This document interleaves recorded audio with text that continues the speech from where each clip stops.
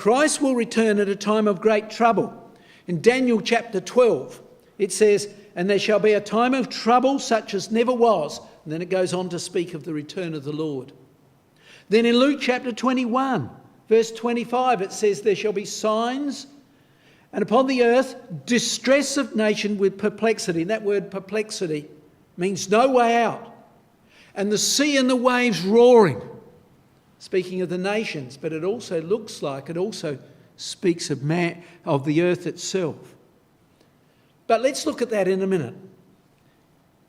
We are living at critical times. Even the world itself acknowledges that.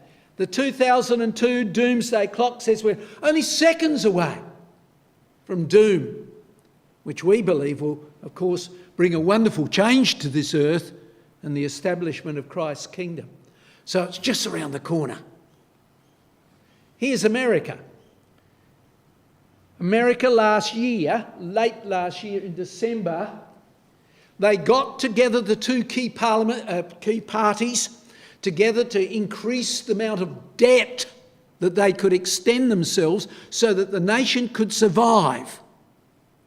And they had to have it finished by midnight. Well, they got it finished 1 minute past midnight. They had to have it, so they finally agreed 1 minute afterwards.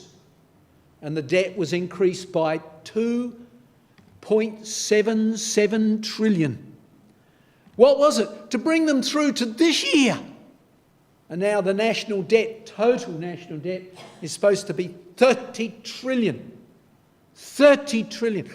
America's in a terrible state, financially. But as well as that, things are happening upon this earth. Chaos. Signs in the sun, moon and stars, and upon the earth distress of nations. And then it talks about troubles. Here we can see in Russia, the temperature reached in Siberia, can you believe it? 39 degrees centigrade. All the snow melted, the grass grew, it caught on fire. Nobody lives up there. And the fire, apparently, according to the article said, the fire, nobody put it out. It went to twice the size of Portugal. Fires because of the heat. Then rain. Look at Germany, Belgium. There's where the rainfall was heavy in those red dots. Here's one town. Here it is after the storm. Italy, not the same storm I might add, got 2 feet of rain in half a day. Actually, New Zealand, Wellington, where we came from, only a few days ago had the heaviest rain ever recorded. Staggering. And now in the Pacific, volcanoes. So we're seeing troubles on all sorts of sides. That volcano went off. It went up to 60 miles in the sky, and the shockwave, or the sound of it, was heard as far away as New Zealand, 2,000 kilometres away. And now they're saying the sunsets here in Adelaide, or Australia at least, are being affected by the dust. Well, brethren and sisters, it's a staggering time. Here's England right now, yesterday or the day before. Look at it, 17th of February.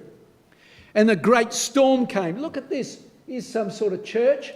And look at the waves coming in Cornwall.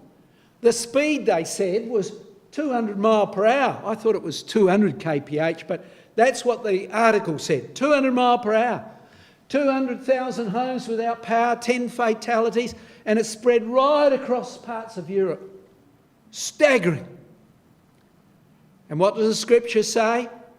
The Lord said, there will be sea and the waves roaring. Now we know that's symbolic of the nations, but it would appear that it's also literal, showing us that the time is short. Here's another storm. What an interesting name. Elpis, hope. Here's the storm. It hit up in the area of Istanbul up there. See, Istanbul under snow. Seems staggering, doesn't it? And it spread down to Israel, hit Jerusalem. And that, look at the date, this year, early this year. Staggering that what we are seeing. Amazing signs. Here's Australia. Here's, look, 17th, only a few days away. Go. Here's the cases of coronavirus right across the country. Terrible what's going on there. But you know, we're reading Ezekiel chapter 38, aren't we? What does it say there? It says, you look at verse 22. And I will plead against him with pestilence and with blood and with rain upon him and upon his bands. Pestilence. It won't go away till after Armageddon, till the return of Christ. And so the problems will be there then, which is going to happen in the very, very near future. Staggering what we're seeing, isn't it?